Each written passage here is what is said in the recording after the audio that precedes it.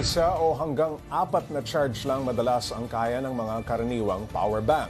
Pero ang gawa ng isang Pinoy, angkop daw para sa mga sundalo dahil kayang tumagal ng 1 hanggang 2 linggo. Para bigyan ng mukha ang balita, Mobile Journal Amy Atienza. Solar-powered at gawa lang sa mga simpleng wiring at mga plastic container.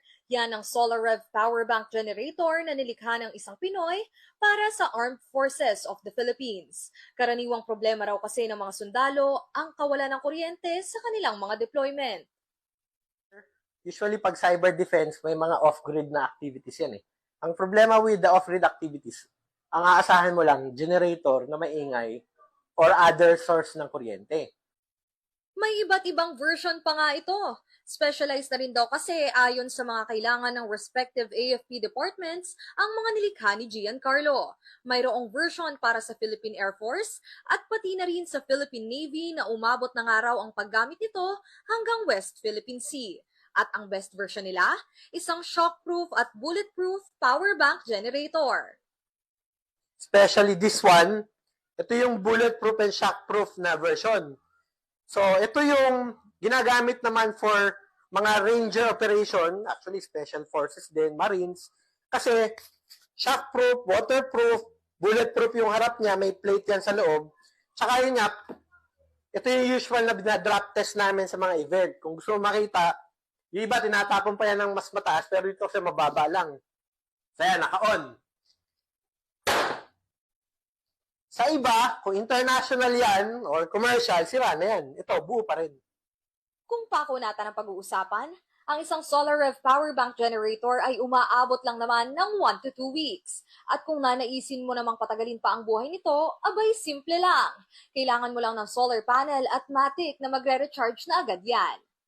Kayang-kayang gamitin hindi lang para sa military forces, pero pwede rin pati sa mga mahilig mag-hiking at long trips ng barkada. Pero bukod sa paggawa ng ganitong mga power bank, isa pa raw sa mga advokasya ni Giancarlo ay ang matulungan din ang mga kapwa Pinoy na gumawa ng sarili nilang SolarRev. Ang offer niya, libreng mga pa-seminars. So from military training, dinala namin sa Tactical Survival Arms Community. Ito yung private naman na open to all Filipinos. Sponsor naman ng Arms Corps to. So free yung mga lectures dyan, ginagawa yan sa mga malls. Marami pang developments ang plano ni Giancarlo. At ang pinakamahalaga, maipalaganap niya ang kanyang kalaman at kasanayan sa bawat Pilipino. Mobile journalist Amy Atienza po, hatid ang mukha ng balita.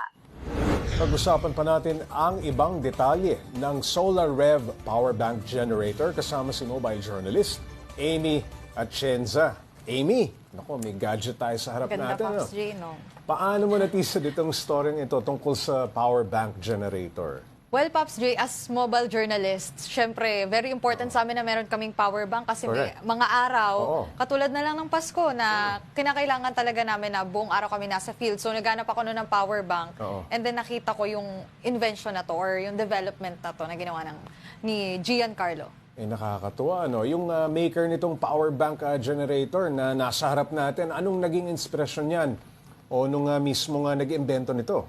Actually, Pops J, member daw kasi siya ng research arm ng Armed Forces of the Philippines. And then isa nga daw sa mga nakita nila talagang problem kapag pumupunta sa mga malalayong lugar, lalo na sa bundok, nawawala daw yung comms ng mga sundalo. And also, nahirapan sila sa pag-charge nga kasi hindi naman kaya nung maliit na power bank yung mga 1 week Di ang nagtatagal. itatagal. Yes. Oo. So, ayun, naisipan niya na, kasi may nakita siyang ganitong lalagyan, Pops J. So, parang sabi niya, why not gawin natin siyang compartment and at the same time, parang power bank din na pwedeng dikitan nitong mga solar panels. So ito existing to na carry case na Yes, Pops plastic tapos minodify niya. Yes, Pops Itong Ray. dala mo na nasa harap natin, pwede bang ipakita natin? Marami bang pwedeng maitulong ito maliban sa charging? Actually, Pops J, meron din siyang flashlight dito. Baka lang masilaw kayo, pero ayan. Ayun, Pag binubuksan nyo, ayan, may flashlight siya. Okay. Tapos, ang kaibahan nito, Pops J, ano siya, may Bluetooth. So pag gusto mong makinig ng music, Pwede ka mag-sounds. kasi nga naisip niya na Oo. hindi lang siya para sa mga Oo. hindi lang siya para sa mga sundalo, pero pwede rin siya sa mga tropahan. So kapag gusto mong mag-connect ng music, Oo. ito yung Bluetooth, pwede May ka speaker mag-connect. siya. And then Okay. ito naman yung mga ports niya, Pops J. Yan yung charging ports. So, Pwede meron siya USB. dito, may USB, tapos sa sasakyan din, pwede mo siyang i-connect. So, okay. pag gusto mo lang talaga ng long trip, kasama yung mga barkada mo or Okay. pamilya mo, talagang magagamit mo siya. Ayan. Mukhang may kamahalan nito. Amy, siya lang ba nagpondo nung una sa paggawa nito o meron siyang mga kasamahan na nag-chip in?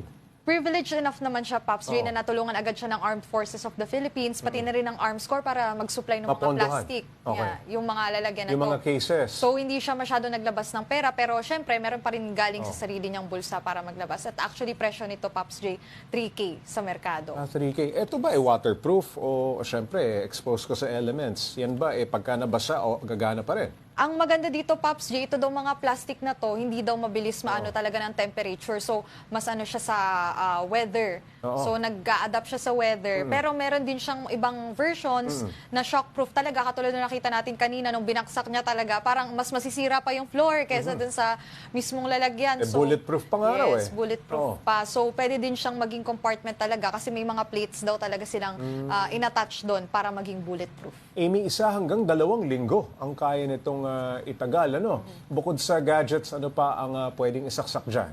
Katulad din na sabi ko kanina, Pops G, yung mga Oo. sasakyan, pwede din. Oo. And also kasi nga meron siyang Bluetooth feature. Oo. So yung mga cellphone mo, tapos siguro mga earphones na din, pag kinakailangan mong i-charge talaga, pwede yan, basta meron tayo ng port. Pero so far, yung dito sa prototype niya na to, USB pa lang. Pero meron na siyang mga developments na ginagawa na pati Type-C, pwedeng isaksak dito. Nakita ko, meron pa siyang solar panel, no? Yes, Na Pops J, ito. Nakakabit. Siguro pag Nakakabit ubos na na yung talaga power, pwede mo Pwede. nang ilabas yan. Yun yung maganda dito, Pops J, kasi charge talaga siya gamit Sa yung field. mga solar panel. So, kailangan mo lang talaga ng araw para magkaroon ng charge to. Malaking tulong yan sa ating Yes. kasundaluhan, lalong-lalo na yung na-assign sa field. Ano? Maraming salamat, Mobile Journal Amy at Shenza.